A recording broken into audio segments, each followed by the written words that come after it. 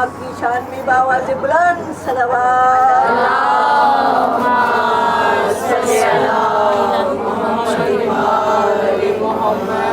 برائے تعجیل ظہور امام زمان صلوات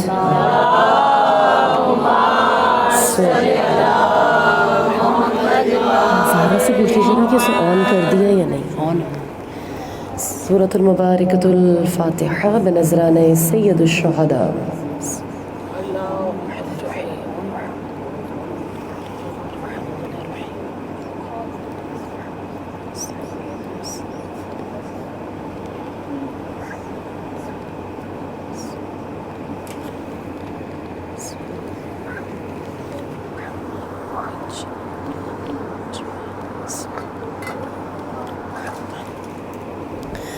دعائے سلام تھی امام زمان علیہ السلام. بسم اللہ الرحمن الرحیم.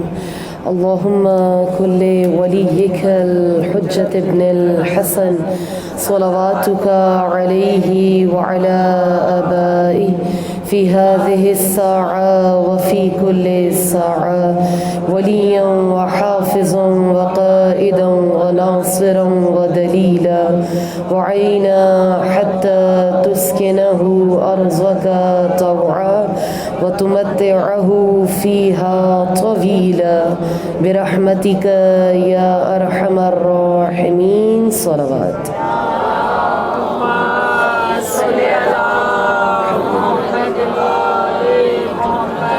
ایک بار اس سے بلند آواز میں بہتر صلوات بھیجیے گا.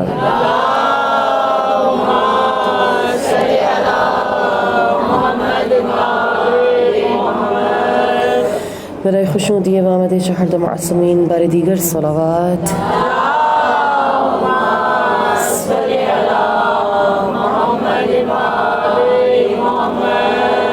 بسم اللہ الرحمن الرحیم. الحمد للہ رب العالمین وصلی اللہ علی محمد وآلہ الطیبین الطاہرین المعصومین المظلومین ولعنۃ اللہ علی اعدائهم اجمعین. اما بعد فقد قال تبارک وتعالى في كتاب المجيد وفرقان الحميد وقوله الحق وأصدق الصادقين. بسم الله الرحمن الرحيم. نريد أن نمن على الذين استضعفوا في الأرض نجعلهم الأئمة ونجعلهم الوارثين. صلوات.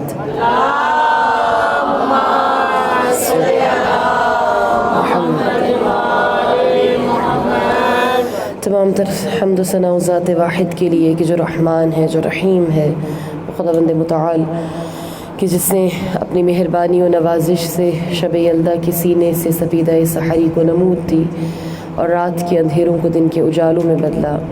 وہ خدا کہ جس نے ہماری جسمانی نعمتوں کو فراہم کرنے کے ساتھ ساتھ ہماری قلبی، فکری اور روحانی غذا کے لیے بھی اور ارتقاء کے لیے بھی خداوند متعال نے نعمتوں کو قرار دیا. اور تمام تر درود اور سلام ہو انوار محمد و آل محمد کے لیے، وہ ہستیاں کہ جو میرے اور آپ کے لیے مینار نور اور منبع سرچشمہ ہدایت ہے. اور خاص طور پر ان ایام میں اور ان تقاریر میں میں اور آپ جہاں پر تذکرہ کر رہے ہیں وہاں پر مقام شکر ہے میرے اور آپ کے لیے کہ خدا بند متعال نے میرے اور آپ کے لیے ایسی ہستیوں کو قرار دیا، ایسی کردار کے ساتھ، ایسے مثال، ایسے نمونے کہ جن کو فالو کر کے میں اور آپ دنیا اور آخرت دونوں کما سکتے ہیں، دونوں میں بلندیوں کو حاصل کر سکتے ہیں، دونوں میں ترقی کر سکتے ہیں.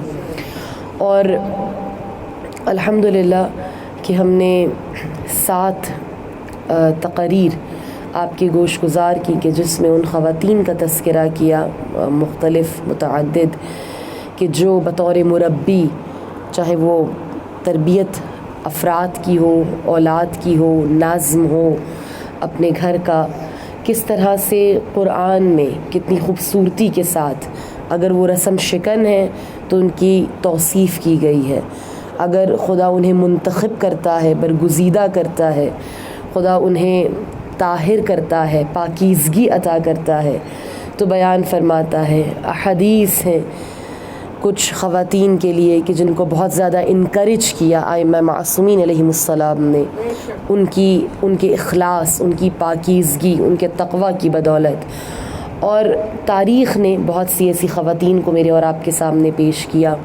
اور ہم نے کوشش کی کچھ ماڈرن اگزامپلز بھی آپ کے سامنے رکھیں کہ ان خواتین کے کردار پر ان کو کس طرح سے مثل، کس طرح سے نمونہ آج بھی بچیاں بنا رہی ہیں، آج بھی خواتین بنا رہی ہیں. اور آج کی مجلس میں ہم بطور خاص تذکرہ کریں ان خواتین کا کہ جو زینبی عزم لیے ہوئے ہیں. جیسے یہ ایام زینبیاں ہیں تو سب سے اہم جو مجھے اور آپ کو موٹیویشن ملتی ہے آپ کی ذات سے وہ یہ کہ جناب زینب سلام اللہ علیہا مجھے اور آپ کو وقت کے یزید کو للکارنا سکھاتی ہیں، کلمہ حق کے لیے اپنی آواز کو بلند کرنا سکھاتی ہیں. یعنی کربلا ہمیں فقط مردہ یا مر جانے والے یا گزشتہ یزید کو للکارنے یا اس کے خلاف کھڑے ہونے کی جرأت نہیں دیتی، بلکہ جو موجود ہے، جو زندہ ہے، اس وقت جبر کر رہا ہے، ظلم کر رہا ہے، اس کے خلاف اس طرح سے اقدام کرنے کی جرأت دیتی ہے کہ پائے ثبات میں لغزش نہ آئے، بلکہ باطل کا جو تخت ہے، اس کا تاج ہے، اس کی حکومت ہے، اس کی سلطنت ہے، وہ لرزہ برندام ہو جائے، لیکن آپ کے حق اور سچائی کو بیان کرنے میں آپ کے پائے ثبات میں لغزش نہیں آنی چاہیے. تاریخ میں متعدد خواتین ایسی ہیں کہ جنہوں نے کلمہ حق، سیرت زینبی کو فالو کرتے ہوئے، حضرت زہرا کی سیرت کو اپناتے ہوئے جابر حکمرانوں، ظالم حکمرانوں کے سامنے کیا ہے. اور ہم آج کے اس زمانے میں بھی بہت سی ایسی مثالیں دیکھتے ہیں کہ جو ایسی خواتین کے جن کے بارے میں کہا جائے کہ جیسے ان کا نام اتنی زیادہ مشہور نہ ہو، وہ بہت زیادہ پاکیزگی میں، بہت زیادہ حجاب میں، ایمان میں آگے نہ ہوں، لیکن جب وہ کلمہ حق کہنے کی باری آتی ہے اور حق کا ساتھ دینے کی باری آتی ہے تو وہ 1 انچ بھی پیچھے نہیں ہٹتی. جیسے فلسطین میں بہت ساری مثالیں میرے اور آپ کے سامنے موجود ہیں. اگر ہم تاریخ کی جانب نظر کریں تو ہمیں 2 ایسی ہستیاں نظر آتی ہیں، 3 کہ جو امام علی علیہ السلام کے عشق سے سرشار ہیں، اور ان درباروں میں آپ کلمہ حق کہتی ہیں کہ جن درباروں کے بارے میں آج تک مشہور ہے کہ ان کے ہاتھ عاشقان امام علی کو قتل کرنے سے رنگے ہوئے ہیں، باز نہیں آتے تھے. ان میں سے ایک دربار امیر شام کا ہے کہ جس کی بغض اور عداوت علی سے پوری دنیا واقف ہے. کون نہیں جانتا کہ کس طرح سے تاریخ نے ظلم کیا امام علی علیہ السلام کے اوپر، اور آج بھی ایسا ہے. متعدد سوشل میڈیا پر پوسٹ ہیں، بہت سارے پلیٹ فارمز ہیں کہ جس پر یہ باتیں گردش کر رہی ہوتی ہیں کہ جس میں جن لوگوں کے لیے ہم کبھی کمپرومائز نہیں کر سکتے، جن لوگوں کو کبھی ہم قبول نہیں کر سکتے، جنہوں نے تاریخ میں کھلم کھلا عداوت علی کی ہے، بغض امام علی کو 90 سال تک ممبر سے آپ کے اوپر سب و شتم ہوتا رہا بنو امیہ کے دور میں. اور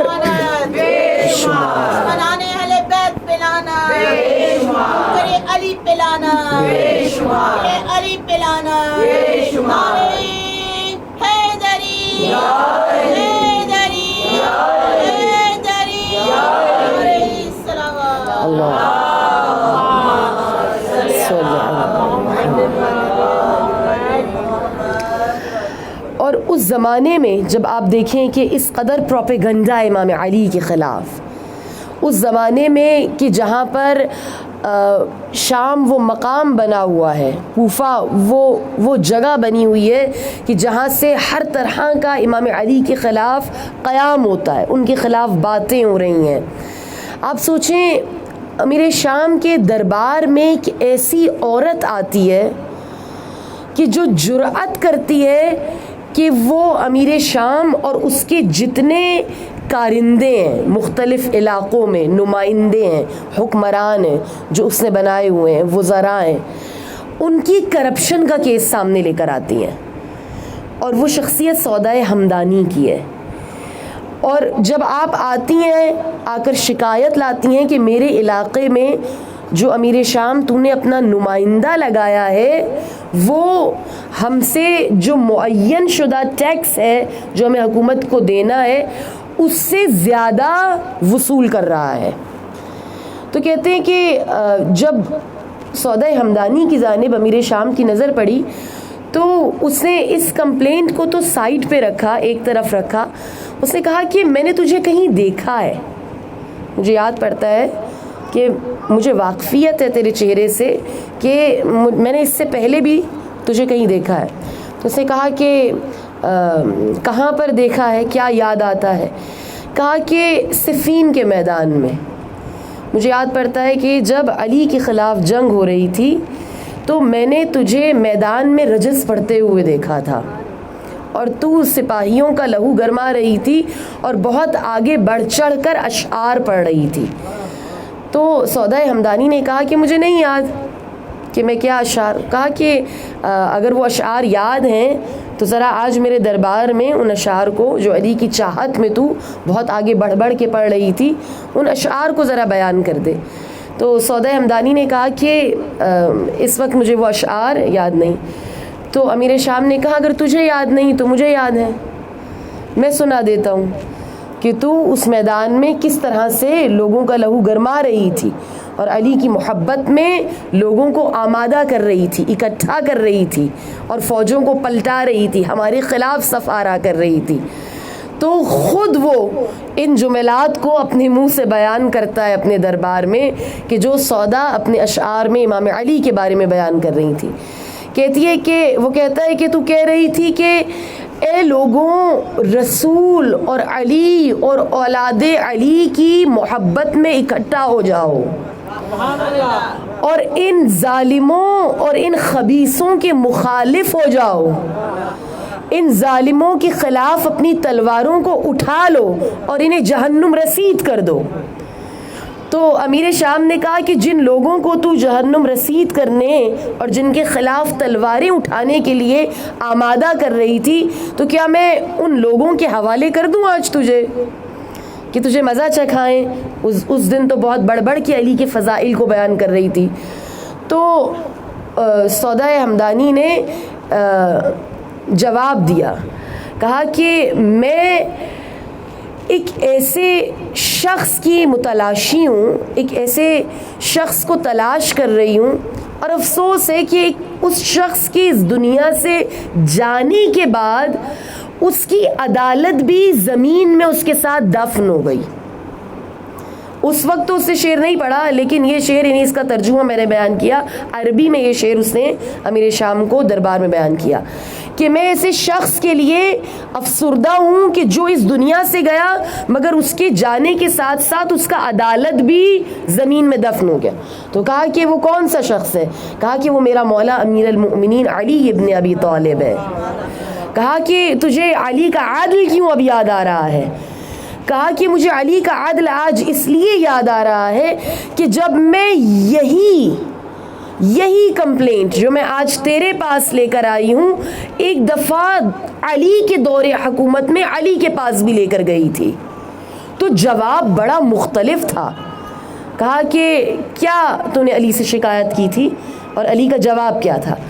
کہا کہ جب میں علی کے پاس شکایت لے کر گئی جبکہ وہ حکمران تھے تو میں مسجد میں داخل ہوئی اور آپ کو بتایا گیا کہ آپ اس وقت نماز پڑھ رہے تھے. جب آپ کو معلوم ہوا کہ کوئی سائل سوال لے کر آیا ہے تو میرے مولا نے اپنی نماز کو جلدی تمام کیا تاکہ سائل کو زیادہ دیر انتظار نہ کرنا پڑے. کہا کہ مولا نے اپنی نماز کو تمام کیا اور تمام کرنے کے بعد متوجہ ہوئے اور میں نے ان سے یہی شکایت کی کہ ہمارے علاقے میں جو آپ کا نمائندہ ہے جو حکمران ہے وہ آپ کے معین کردہ پیسوں سے زیادہ وصول کر رہا ہے ہم سے.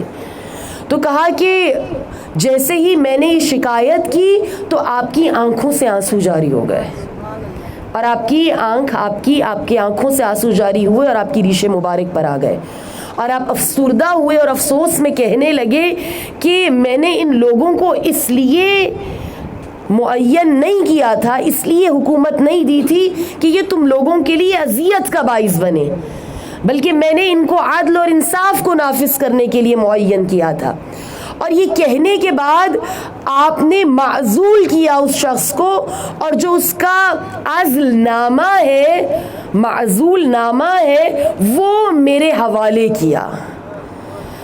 یہ اختیار، یہ وسعت، یہ اتھارٹی کیا ہے جو امام علی نے کی؟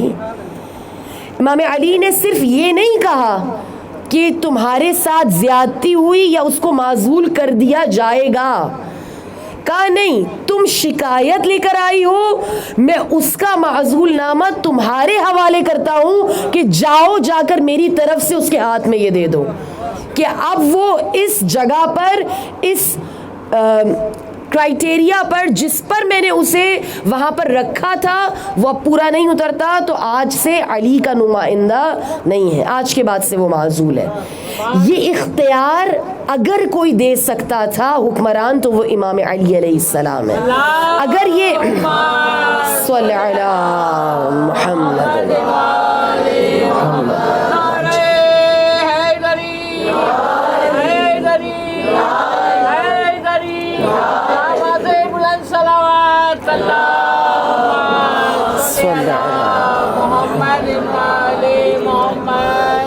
اور کہتے ہیں کہ امام نے وہ معزول نامہ دیا اور پھر وہ وہاں پر لے کر گئی اور آپ اس شخص کو کہ جو اس سیٹ پر بیٹھا ہوا تھا اس کو دیا اور اس کو معزول کیا اور کہا کہ اب کے پاس، امام علی نے کہا کہ اب کے بعد جتنے تیرے پاس وسائل ہیں وہ فقط ایک امانت کے طور پر ہیں اس وقت کہ جب تک کہ کوئی نیا شخص تیری جگہ پر نہیں معین کر دیا جاتا۔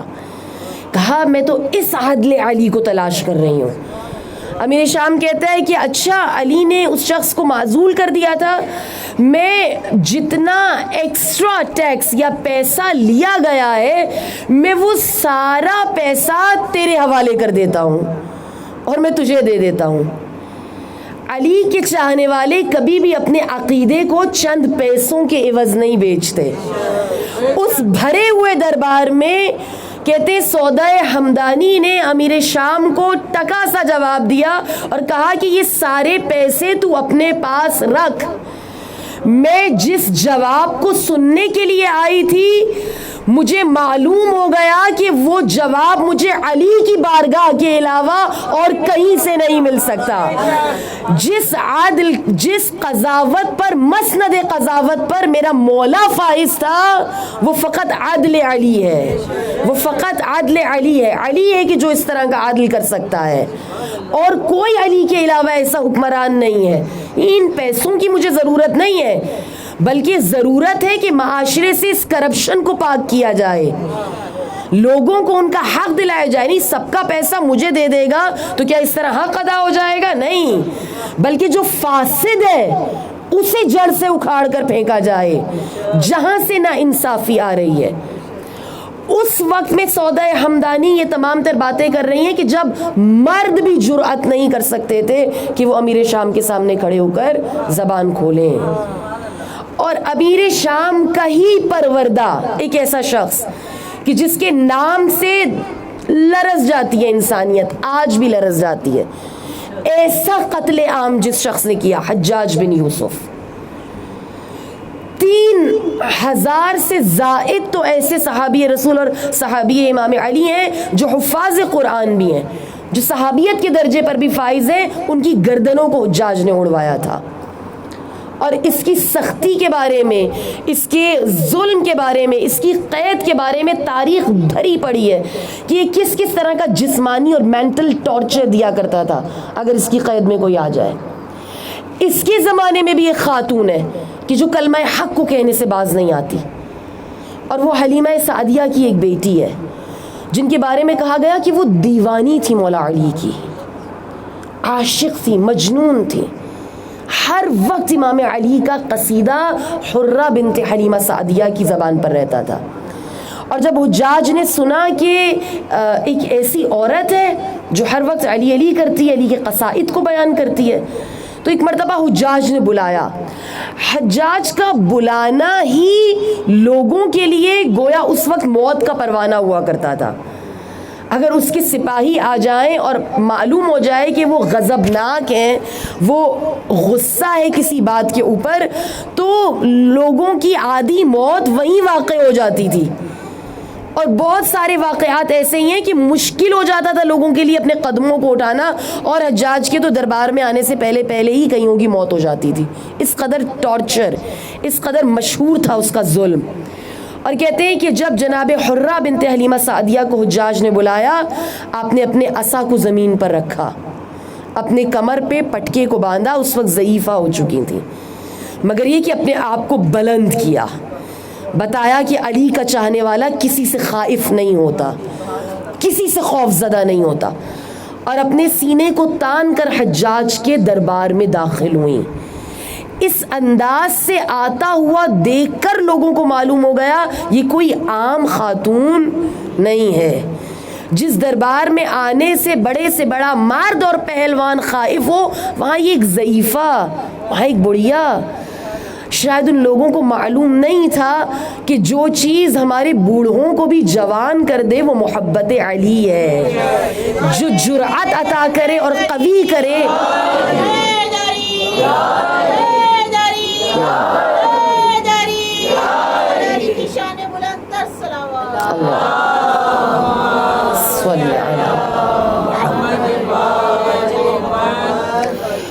اور جب آپ آتی ہیں دربار میں تو حجاج کہتے ہیں کہ اے بڑھیا، اے ضعیفہ، میں نے سنا ہے کہ تو علی کو تمام صحابہ سے افضل جانتی ہے، تمام صحابہ سے افضل جانتی ہے. تو حرہ کہتی ہیں کہ جس نے بھی یہ بات کی ہے میری بابت، میرے متعلق، یہ جھوٹ ہے. کہا کہ نہیں، یہ سچ ہے، ہم نے ایسے ہی سنا ہے. تو حرہ کہتی ہے نہیں، یہ جھوٹ ہے، میں علی کو نہ صرف صحابہ بلکہ رسول اللہ کے بعد تمام انبیاء سے افضل جانتی ہوں. ایک مرتبہ حجاج حیران ہوا، کہا کہ گستاخی، اگر تو اپنی اس بات کو سچ ثابت کر کے نہ بتا سکی تو میں اسی وقت تیرا سر قلم کروا دوں گا جلاد کو بلا کر. یہ کیا کہ نہ صرف علی کو صحابہ سے افضل جانے، بلکہ حرہ نے کہا کہ میں رسول اللہ کے بعد تمام انبیاء سے افضل جانتی ہوں، اور کہا کہ میں قرآن سے ثابت کر سکتی ہوں، دلائل دے سکتی ہوں. شاید آج سے کچھ برس پہلے ٹی وی پر بھی یہ ڈیبیٹ چھڑا تھا کسی پروگرام میں، رمضان ٹرانسمیشن میں، کہ اور یہ آج تک ہمارے اوپر آبجیکشن ہوتا ہے کہ یہ امام علی کو تمام اصحاب سے افضل جانتے ہیں. تو ہم کلیئر کر دیں، ہم صرف صحابہ سے نہیں بلکہ ہم انبیاء سے بھی افضل جانتے ہیں، اور ہم تمام تر جو فضائل ہیں امام علی کے ان کی دلیل قرآن سے دیتے ہیں، قرآن کی آیات سے دیتے ہیں. حرہ کہتی ہیں کہ میں قرآن سے تمام تر دلائل کو دوں گی، اگر تو سننا چاہتا ہے تو سن. کہا کہ کیا قرآن کی یہ آیت نہیں ہے کہ خدا نے حضرت آدم اور حوا سے کہا کہ فلاں درخت کے پاس نہ جانا اور اس کے پھل کو نہ کھانا، مگر قرآن کہتا ہے کہ جناب آدم گئے اور جا کر آپ نے اس پھل کے درخت کو بھی کھایا، آپ سے یہ خطا ہوئی. کہتے ہیں کہ حرہ کہتی ہے کہ امام علی کی زندگی سے کوئی ایک واقعہ ایسا لا کر دکھا دے کہ جس میں علی نے خدا کی اطاعت نہ کی ہو، جس میں خدا نے علی کی اللہ کی فرما برداری نہ کی ہو، جس میں علی نے کوئی نافرمانی کی ہو خدا کی. تو ڈھونڈ کر بھی کوئی ایک ایسا واقعہ علی کی زندگی سے نہیں لے کر آ سکتا. کہتے ہیں دوسری آیت جناب حرہ نے بیان کی، کہا کہ نوح کی بیوی اور لوط کی بیوی کے بارے میں قرآن میں ملتا ہے کہ یہ کافروں کے لیے ایک واقعہ ہے، ایک عبرت کا نشان ہے. خدا کہتا ہے یہ میرے نیک بندے تھے مگر ان کی بیویاں ان کی فرما بردار نہیں تھیں. کہا کہ نوح اور لوط جیسے انبیاء کی بیویاں نافرمان ہیں، مگر علی کی زوجہ وہ ہے کہ جس کی رضا میں خدا راضی ہوتا ہے، جس کی ناراضگی سے خدا ناراض ہوتا ہے. وہ زہرا کی جو سیدۃ النساء العالمین ہے. اور پھر کہتی ہیں کہ قرآن کی آیت ہے کہ جب ابراہیم نے کہا کہ اے خدا میں دیکھنا چاہتا ہوں کہ تو مردوں کو کیسے زندہ کرے گا، ولیکن لیطمئن قلبی، پوچھا کہ کیوں؟ کہا کہ اس لیے کہ اطمینان قلب حاصل ہو جائے، یقین کی منزل آ جائے. اور پھر خدا کہتا ہے کہ ہم نے انہیں ان مراحل سے آگے ان مراحل کو طے کروایا تاکہ ان کے یقین میں اضافہ ہو جائے. کہا ابراہیم اس منزل پر ہے کہ اپنے یقین میں اضافے کے لیے خدا سے کہتے ہیں کہ میرا قلب اطمینان میں آ جائے, میرے یقین میں اضافہ ہو جائے, مجھے اپنی نشانیوں کو دکھا, مجھے بتا کہ کس طرح سے مردوں کو زندہ کرے گا. مگر میرا علی وہ ہے جو کہتا ہے اگر میری نظروں کے سامنے سے حجابات کو ہٹا دیا جائے تو علی کے یقین میں ذرہ برابر بھی اضافہ نہیں ہوگا. آپ کہتی ہیں کہ موسیٰ کو جب خدا وحی کرتا ہے قرآن میں اور کہتا ہے, قرآن میں بتاتا ہے کہ ہم نے کہا کہ جاؤ جا کر فرعون کو للکارو, تو موسیٰ نے جواب دیا کہ میں نے ان کے ایک بندے کو مارا ہے, میں خائف ہوں کہ جب میں جاؤں گا تو وہ مل کر مجھے قتل کر دیں گے. اور کہتے ہیں جب علی کو میرے رسول نے کہا کہ اے علی میرے بستر پر سو جاؤ, اور یہ بستر عام بستر نہیں ہے, مشرکین اپنی تلواروں کو ننگا لے کر کھڑے ہوئے ہیں, اپنی میانوں سے نکالی ہوئی ہیں, میرے خون کے پیاسے ہیں, یہاں پر سونا آسان نہیں ہے. تو علی نے کہا یا رسول اللہ میری جان آپ پر فدا ہو. ایسی نیند علی سوئے کہ اپنی اس ایک رات کی نیند کے عوض ساری مرضیاں خدا کی خرید لیں. کہا کہ اور پھر خدا اس آیت کی جانب حجاج کہ جس میں خدا مریم سے جناب عیسیٰ کی ولادت سے قبل کہتا ہے کہ میرے گھر سے چلی جاؤ, اور جب ولادت کا وقت قریب آتا ہے تو آپ جھاڑیوں کے پاس آتی ہیں اور آپ کھجور کے درخت کے نیچے اور جھاڑیوں میں جناب عیسیٰ کی ولادت ہوتی ہے, اور خدا جب آپ وہاں پر کچھ وقت گزار لیتی ہیں تو پھر واپس آنے کا حکم دیتا ہے. مگر اے حجاج جب میرے علی کی ولادت کا وقت آیا تو علی کی ماں اپنے گھر میں تھی. کیا ہوا ایسا کہ فاطمہ بنت اسد خانہ کعبہ کے قریب آئیں, انہوں نے اپنے آپ کو, اپنے بدن کو خانہ کعبہ کی دیوار سے مس کیا, اپنے آپ کو خانہ کعبہ کی غلاف سے لپیٹا, اور خدا نے جانے کا نہیں کہا بلکہ ایک مقام ایسا قرار دیا کہ جہاں دیوار کو در بنایا, اور علی کی ماں کو 1 2 نہیں بلکہ 3 دن اپنے گھر میں مہمان رکھا, اور علی کی ولادت اپنے گھر خانہ کعبہ میں کروائی. بتا کہ ان تمام تر اولو العزم انبیاء سے یہ انبیاء افضل ہے یا میرا علی افضل ہے, یا میرا علی وہ کمالات رکھتا ہے, وہ بلندیاں رکھتا ہے کہ جو من جانب اللہ اسے عطا ہوئی ہیں, جو خدا کی بارگاہ سے لے کر آیا ہے. کہتے ہیں یہاں پر حجاج بن یوسف ایک مرتبہ لاجواب ہوا اور وہ جواب نہیں لا سکا, یعنی اپنے عقائد کو جہاں پر مومن مرد موجود ہے بچانے کے لیے, اپنی تلواروں کو اٹھانے کے لیے, وہاں پر لسانی جہاد خواتین وہاں کرتی ہوئی دکھائی دیتی ہیں کہ جہاں پر کوئی مرد جرأت نہیں کر سکتا کہ وہ اپنی زبان کو کھولے, وہاں پر اپنی زبان سے, اپنے لسانی جہاد سے, قرآن کے دلائل و براہین سے نہ صرف یہ کہ ولایت کا دفاع کیا ہے, پورے مکتب کا دفاع کیا ہے, یعنی بتایا کہ کس طرح سے اپنے عقائد کو بچایا جاتا ہے, کس طرح سے حفاظت کی جاتی ہے, کس طرح ظالم کے سامنے کلمہ حق کہا جاتا ہے. اور پھر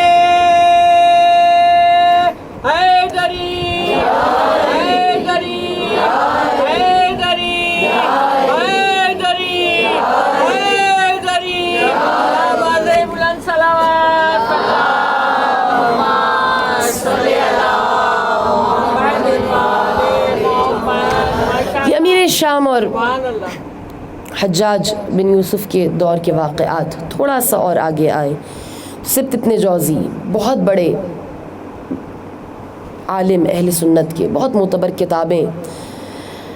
ایک دعویٰ ایسا ہے کہ جو امام علی علیہ السلام نے منبر سے کیا, اور وہ دعوی سلونی ہے, اور آپ کے بعد باقی آئمہ نے بھی کیا, مگر غیر معصوم نے جب بھی یہ دعویٰ کیا ہمیشہ ذلت اس کا مقدر بنی. امام علی اور اولاد امام علی, باقی آئمہ معصومین امام علی کے بعد بھی کہتے تھے سلونی قبل ان تفقدونی, جو پوچھنا چاہتے ہو پوچھ لو قبل اس کے کہ میں تمہارے درمیان نہ رہوں. لیکن آپ کے علاوہ جتنے بھی غیر معصوم لوگوں نے اس دعوے کو کیا وہ ناکام نظر آئے. ابن جوزی ان لوگوں میں سے بغداد میں، یعنی بہت بڑے عالم اہل سنت کی بہت سی کتابیں ہیں ان کی، اور بغداد میں واعظ کرتے تھے مسلمانوں کے درمیان بیٹھ کر. تو آپ ایک دن ممبر پر آتے ہیں اور آنے کے بعد کہتے ہیں کہ اسی دعوے سلونی کو دہراتے ہیں کہ تم میں سے جو کچھ مجھ سے پوچھنا چاہتا ہے پوچھ لے قبل اس کے کہ میں تمہارے درمیان نہ رہوں. تو مرد اور زن دونوں، مرد بھی موجود ہیں اس وقت مسجد میں اور خواتین بھی موجود ہیں. تو چونکہ بہت بڑے عالم تھے، آپ کے علم سے بہت زیادہ لوگ مرغوب تھے، مگر ان خواتین میں جہاں پر موجود تھیں بہت سارے لوگ سامعین ان کو سننے کے لیے، جب آپ نے یہ دعویٰ کیا تو ایک خاتون نے جرأت کی اور کہا کہ میرا ایک سوال ہے، اگر اس کا ہو سکے تو جواب دے. کہا کہ کیا سوال ہے؟ کہا کہ کیا تجھے معلوم ہے کہ خلیفہ سویم کا جو جنازہ ہے وہ 3 دن تک پڑا رہا مدینے میں اور کوئی نماز جنازہ کے لیے نہیں آیا، جبکہ علی اس وقت مدینے میں موجود تھے مگر علی جنازے کے لیے نہیں آئے، کیا یہ درست ہے؟ اس نے کہا کہ ہاں یہ بات درست ہے.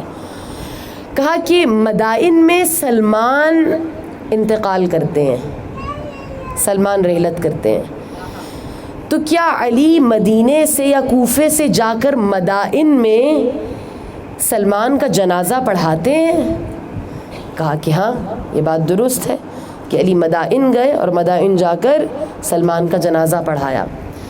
تو کہا کہ اس وقت کہ جب علی مدینے میں موجود ہیں اور خلیفہ سویم کا جنازہ 3 دن تک رکھا ہوا ہے، تو یا تو علی خطا پہ تھے کہ ایک مومن کا جنازہ رکھا رہے اور علی جنازہ نہ پڑھائیں، یا یہ کہ مرنے والا غیر مومن ہے کہ جس کے لیے علی موجود ہوں مدینے میں اور جنازہ پڑھانے کے لیے نہ آئیں.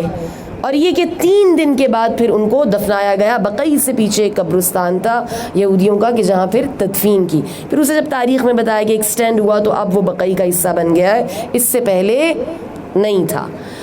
تو کہا کہ کیا یہ درست؟ کہا کہ ہاں. بتا کہ اس نے جب یہ سوال کیا تو ایک مرتبہ ابن جوزی سٹپٹا گیا اور بجائے اس کے کہ جواب دیتا اس نے کہا کہ تو بتا کہ تو یہاں پر اپنے شوہر کی مرضی سے آئی ہے یا شوہر کی اجازت کے بغیر آئی ہے؟ اگر شوہر کی اجازت سے یہاں پر آئی ہے تو تیرے شوہر کے اوپر تف ہے، اس کے اوپر لعنت ہے کہ تو ایک مرد سے مناظرہ کرنے کے لیے کھڑی ہو گئی ہے، اور اگر اجازت نہیں لے کر آئی تو تب بھی خدا کی لعنت تیرے اوپر ہے کہ تو بغیر اجازت کے آ گئی ہے. یہاں پر وہ خاموش نہیں ہوئی. اس نے کہا کہ بتا جنگ جمل میں ام المؤمنین حضرت عائشہ اپنے شوہر کی اجازت سے آئی تھیں یا اجازت کے بغیر آئی تھیں؟ ابن جوزی اگر یہاں پر کہتے کہ وہ اپنے شوہر کی اجازت سے آئی تھیں تو علی خطا پہ ہیں، اگر کہہ دے کہ شوہر کی اجازت کے بغیر آئی تھیں تو ام المومنین خطا کار ہیں. اور اپنے عقیدے کے برخلاف وہ دونوں باتیں ممبر سے نہیں کہہ سکتا تھا، اور اسے دونوں سوالوں کا جواب دیے بغیر ممبر کو چھوڑ کر جانا پڑا. حقائق چھپتے نہیں ہیں کبھی، حقیقت آشکار رہتی ہے. کلمہ حق کہنے کے لیے پائے ثبات جب لغزش نہیں کھاتے تو ان میں قوت بھی وہیں سے آتی ہے جہاں سے حق ہے. یہ حق وہیں سے آشکار ہوتا ہے. اگر محبت کا سرچشمہ محبت علی ہے اس قلب کے اندر تو تمام تر قوتوں کا سرچشمہ بھی محبت اور ولایت علی ہے. ان تمام تر خواتین کو جہاں سے عزم مل رہا ہے اور قوت مل رہی ہے کہ وہ باطل کے سامنے کھڑے ہو کر حق کی آواز کو بلند کر رہی ہیں، حق کا پرچم اٹھا رہی ہیں، ان تمام تر محبتوں کا سرچشمہ ولایت امیر المؤمنین ہے، ولایت علی ابن ابی طالب ہے. اور نہ صرف اس زمانوں میں، جب زمانہ آگے بڑھتا ہے تو صدام جیسا شخص کہ جو اتنی قتل اور غارت گری کرتا ہے حتیٰ کہ ان تمام تر نشانات کو مٹانے کی کوشش کرتا ہے جو کربلا معلی میں زائرین کے لیے موجود ہیں. زائرین پر جو ظلم و ستم ہوا کس سے چھپا ہوا ہے جو صدام حسین کے دور میں ہے. اور شہید رابع جب ان کو شہید کیا جاتا ہے، شہید باقر الصادر کو بے دردانہ شہادت ہوتی ہے، تو آپ کی شہادت سے پہلے ایک اور شہادت ہے، اور وہ شہادت کس کی ہے؟ آپ کی بہن آمنہ بنت الہدا کی. جب شہید باقر الصادر کو شہید کیا جاتا ہے، جنہیں شہید رابع کہتے ہیں، ان سے پہلے آپ کی بہن کو شہید کرواتا ہے صدام، بنت الہدا کو. کیوں؟ کیونکہ آپ وہ شخصیت ہیں کہ جو اپنے بھائی کے شانہ بشانہ ہے، چاہے وہ علمی مراکز میں کام کرانا ہو، چاہے وہ دین کی تبلیغ ہو، چاہے وہ سیاسی افکار ہو، کہ جن افکار کو ائمہ معصومین کے باقر الصدر رائج کروانا چاہتے ہیں اس وقت بھی اگر کوئی شانہ بشانہ آپ کے ساتھ ہے، اس دور میں کہ جب لوگوں کو، مؤمنین کو علی کے نام لیوائے، حسین کے عزادارے چھوڑا نہیں جا رہا، جب باقر الصدر کام کرتے ہیں تو ان کی بہن ان کے ساتھ ہے. تو صدام کہتا ہے کہ جب گرفتار کر لیتا ہے تو دونوں کو کرتا ہے، باقر الصدر کو بھی اور آمنہ بنت الہدا کو بھی. اور شہید باقر الصدر کو قتل کرانے سے پہلے کہتا ہے کہ ان کی بہن کو قتل کرایا جائے. آپ اس کے سامنے بھی کلمہ حق کہتی ہیں، آپ اقرار کرتی ہیں اپنے تمام تر اقدامات کا.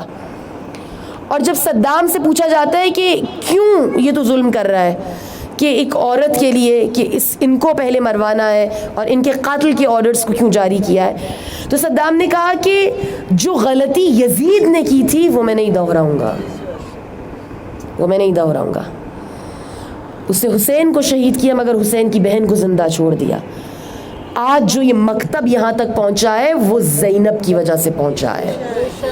یہ جو باقر الصدر کی بہن ہے بنت الہدا، اگر میں نے اسے مار دیا اور انہیں چھوڑ دیا تو یہ وہی کام کرے گی جو زینب نے کیا تھا، کیونکہ یہ اسی مکتب کی پیروکار ہے. اس کو تمام تر طاقت و قوت وہیں سے مل رہی ہے. اور کہتے ہیں کہ اس لیے باقر الصدر کو قتل کرانے سے پہلے، شہید کرانے سے پہلے آمنہ بنت الہدا کو شہید کرایا گیا. یہ صدام کا دور گزر جاتا ہے. اس وقت وہ بچیاں، وہ لوگ میرے اور آپ کے سامنے موجود ہیں، جن میں سے اتنا وقت نہیں، فقط ایک میں بچی کا تذکرہ کر پاؤں گی. عہد تمیمی، فلسطینی بچی کہ جو 2 مرتبہ اسرائیلی فوجوں کے سامنے آئی اور پھر اس کو نیشنل انٹرنیشنل میڈیا پر بہت زیادہ پذیرائی ملی. یہ لوگوں کو پتہ چلا کہ یہ کون ہے. پہلی مرتبہ جب کمسن ہے، چھوٹی ہے، اور اپنی گلیوں میں فلسطینی بچے جیسے کھیل رہے ہیں، اپنے گھر کے باہر کھیل رہی ہیں، تو وہاں پر حملہ ہوتا ہے. اور جب اسرائیلی فوج حملہ کرتی ہے تو آپ اپنے ساتھ کھیلنے والے بچوں میں سے اپنے ایک کزن کو، اپنے ایک بھائی کو بچاتی ہیں، اس کی جان کو بچاتی ہیں.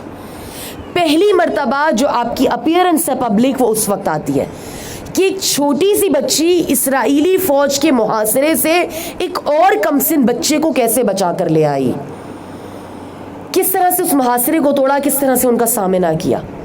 اس کے بعد جب آپ 17 سال کی ہوتی ہیں تو آپ کے گھر کو بلڈوز کرنے کے لیے اسرائیل کی فوج آتی ہے.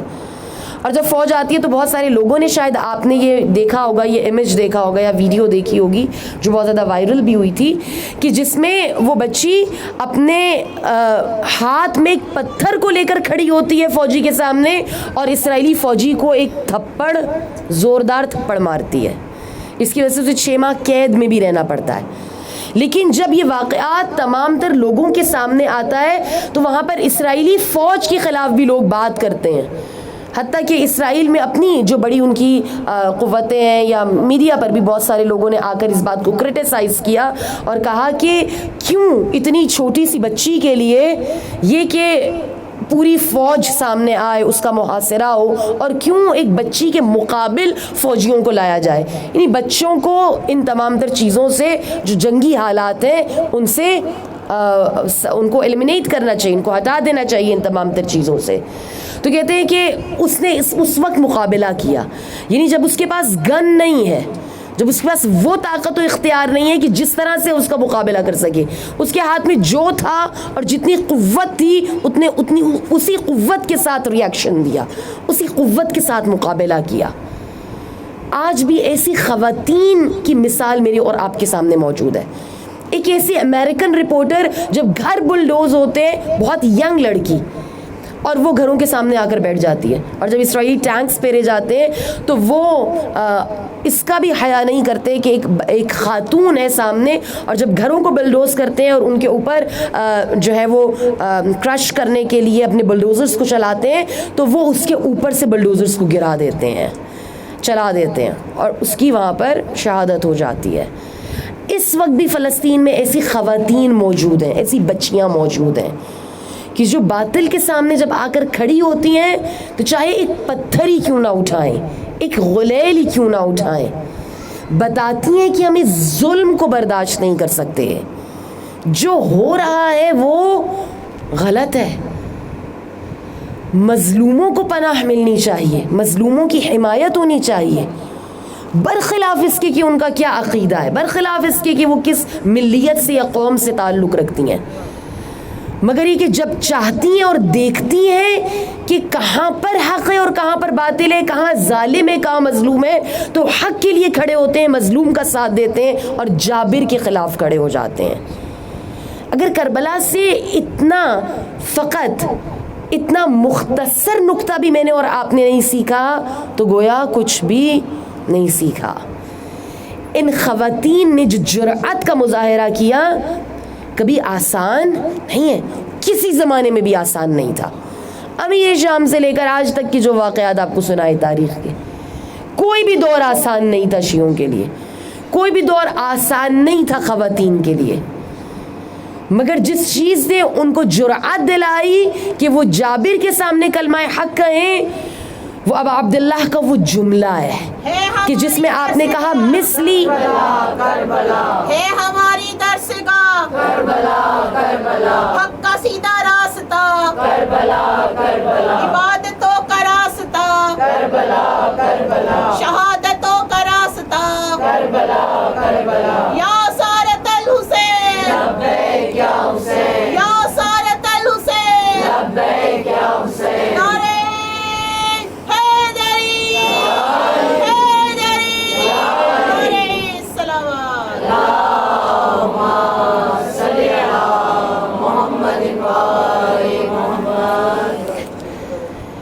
جو سرچشمہ ہے ان ساری قوتوں کا, ان ساری طاقتوں کا, مثل لا یباع مثلہ, مجھ جیسا کبھی تجھ جیسے کی بیعت نہیں کرے گا, مجھ جیسا کبھی تجھ جیسے کے سامنے سر کو نہیں جھکائے گا, حالات چاہے کتنے ہی ناخوشگوار کیوں نہ ہوں, کتنے ہی سخت کیوں نہ ہوں.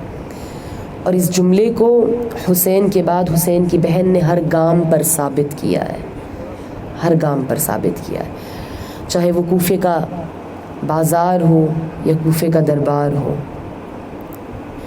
چاہے وہ ابن زیاد کا دربار ہو, چاہے وہ یزید کا دربار ہو.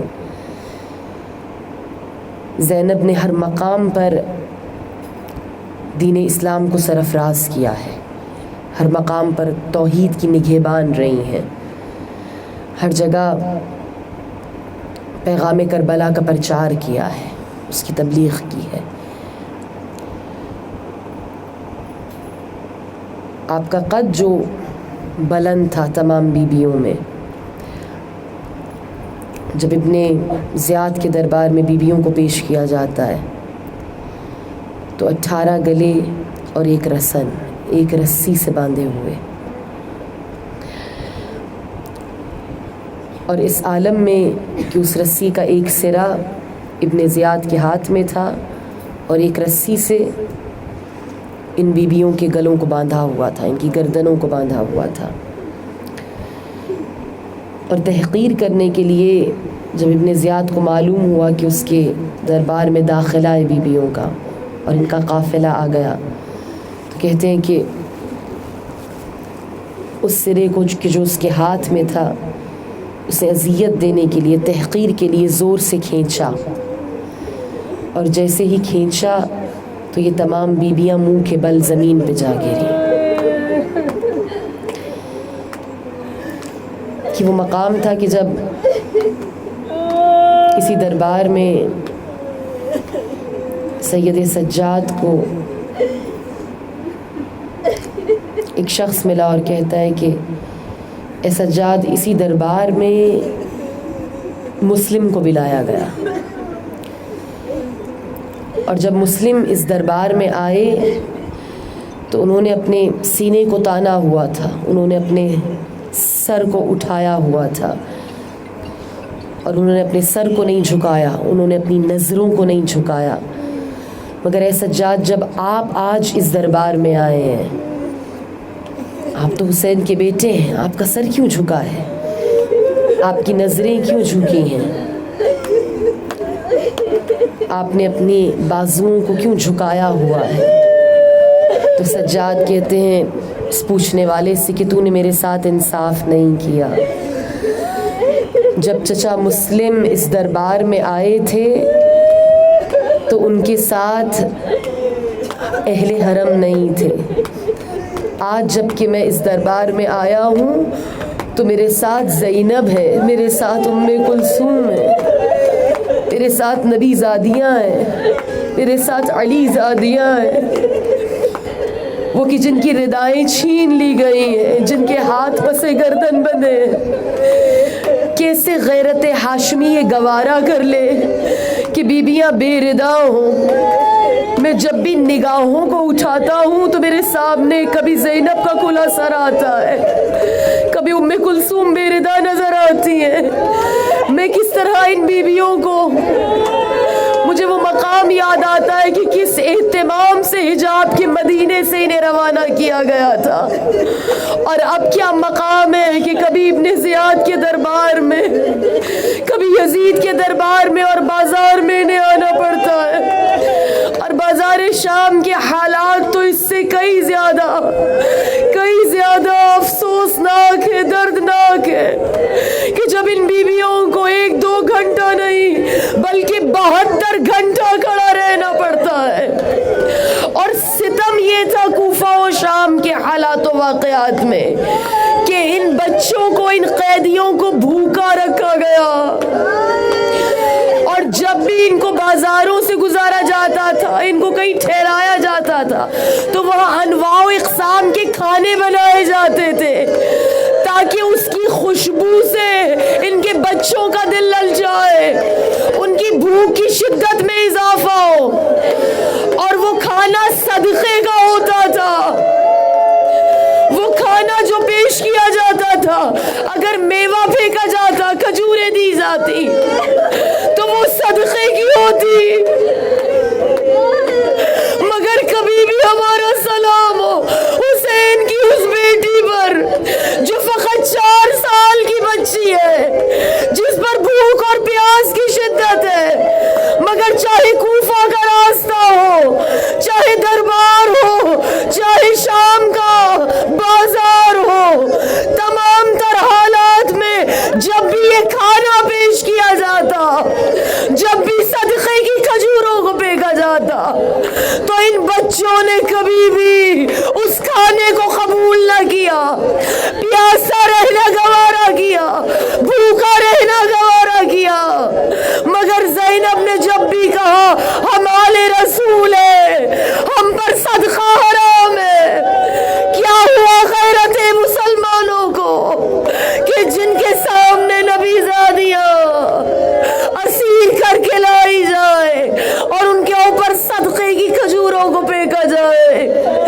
کہتے ہیں جب بازار شام میں لا کر کھڑا کیا گیا، زینب کھڑی رہی، استقامت کا مظاہرہ کرتی رہی، مگر ایک مقام ایسا آیا جہاں پر زینب نے اپنے قلب پر ہاتھ رکھا، آپ سے سنبھلا نہ گیا، اور وہ مقام تھا جہاں پر بازار شام میں سکینہ پر پتھر برسائے گئے۔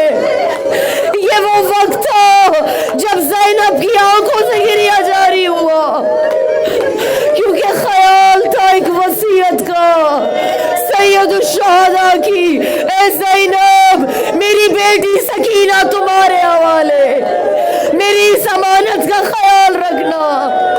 مگر بازار شام وہ مقام ہے جہاں اتنے پتھر نبی زادیوں پر برسائے گئے کہ بچے بے ہوش ہوتے رہے، سر تپاؤ نبی زادیاں لہولان ہوئی۔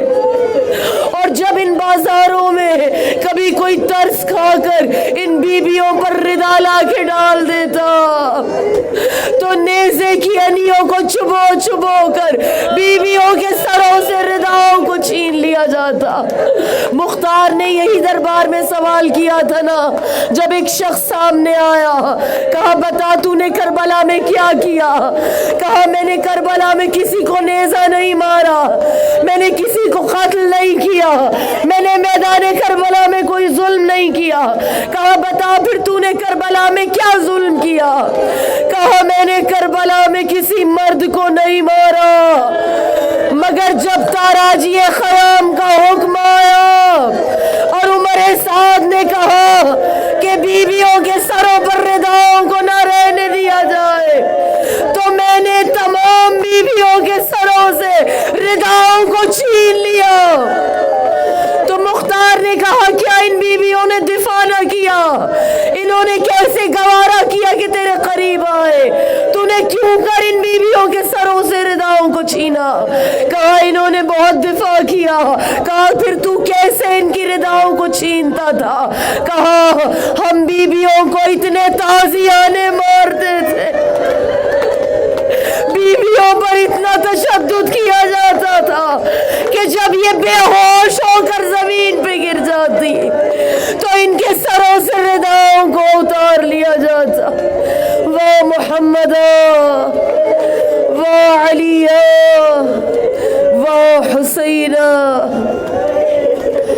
ان للہ و انا الیہ راجعون۔ الا لعنت اللہ علی القوم الظالمین وسيعلم الذين ظلموا أي منقلب